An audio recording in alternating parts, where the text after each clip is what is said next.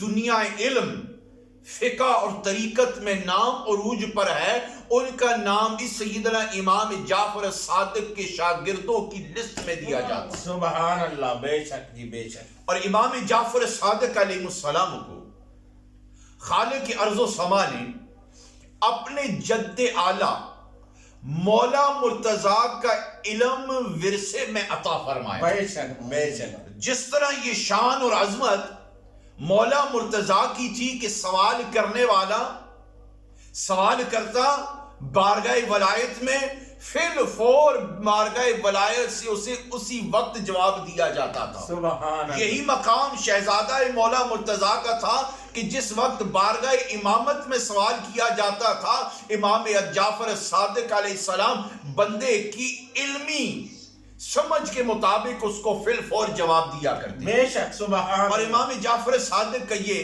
طریقہ کار تھا کہ جب بھی کوئی سوال کرتا، کوئی بندہ کوشچن کرتا، کوئی بات پوچھتا، تو آپ اس سے پوچھتے کہ تو کاروبار کیا کرتا ہے، واہ تو کام کیا کرتا ہے، واہ۔ تاکہ اس کی کوالٹی، اس کی علمی عروج کی سمجھ امام صاحب کے سامنے ہو۔ یہ نہ ہو کہ سوال کرنے والے کے سامنے امام جعفر صادق علیہ السلام اتنا اعلیٰ اور اتنا ہائی گرامیکل جواب دے دیں کہ وہ اس کی سمجھ سے اوپر اتر جائے۔ بندے کی سوچ اور سمجھ کے مطابق امام صاحب اس کو جواب دیا کرتے۔ واہ واہ واہ سبحان۔ ایسا ہی ایک آ گیا بارگاہ امامت میں سوال کرنے کے لیے، کہنے لگا اے امام جعفر صادق، میں دہریہ ہوں، میں دہریہ ہوں، میں اللہ تعالیٰ کے وجود کا قائل نہیں، اللہ کی ذات کا نعوذ باللہ میں منکر ہوں۔ یہ دنیا میں جو بھی اشیاء موجود ہیں، جتنی بھی چیزیں موجود ہیں، یہ ساری کی ساری خود بخود مارز وجود میں آئی ہیں۔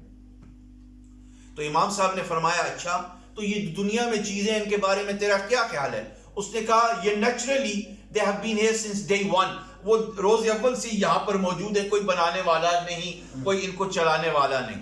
تو امام جعفر صادق علیہ السلام نے فرمایا یہ بتا کہ تو کام کیا کرتا ہے؟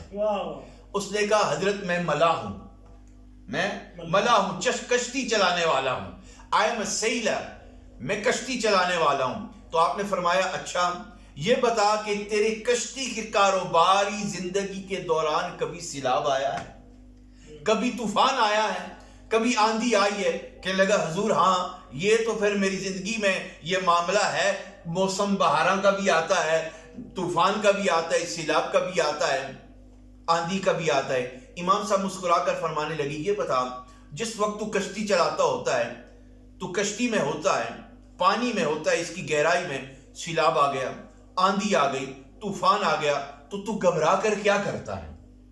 کہا گھبرا کر میں کہتا ہوں کوئی تو ہوگا جو آج مجھے اس آندھی سے محفوظ کرے گا، کوئی تو ہوگا جو مجھے آج اس طوفان سے بچائے گا، کوئی تو ہوگا جو آج مجھے اس طوفان سے کنارے پر لگائے گا۔